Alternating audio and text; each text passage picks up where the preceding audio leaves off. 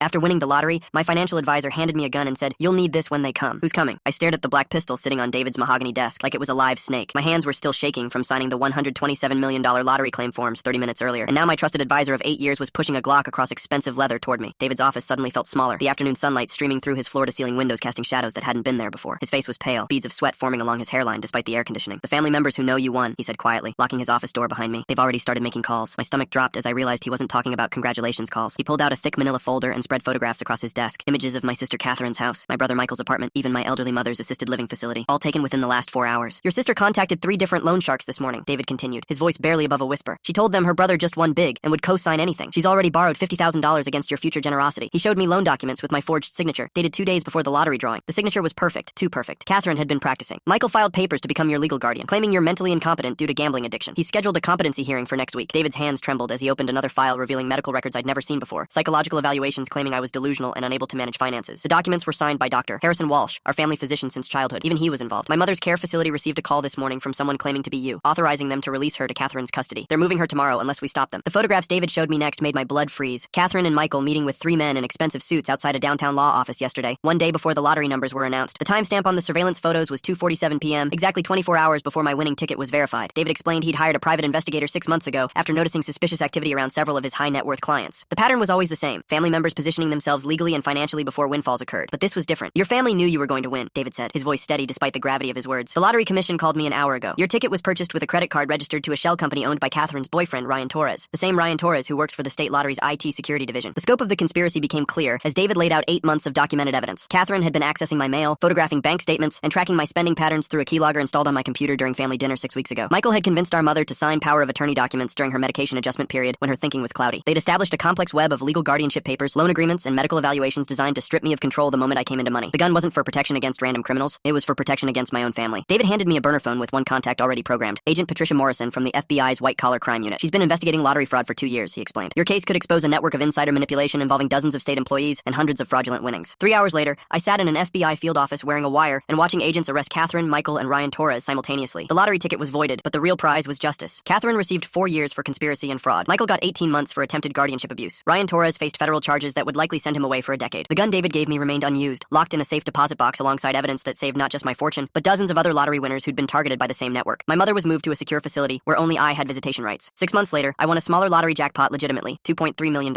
And this time, I kept the news completely private. David helped me establish an anonymous trust fund, and the only family member who knew was my cousin Sarah, who'd been estranged from Catherine and Michael for years. Sometimes the people who love you most are the ones who'll destroy you for money, and sometimes the gun on the desk isn't meant for strangers breaking down your door. It's meant for the family members who've already broken into your life.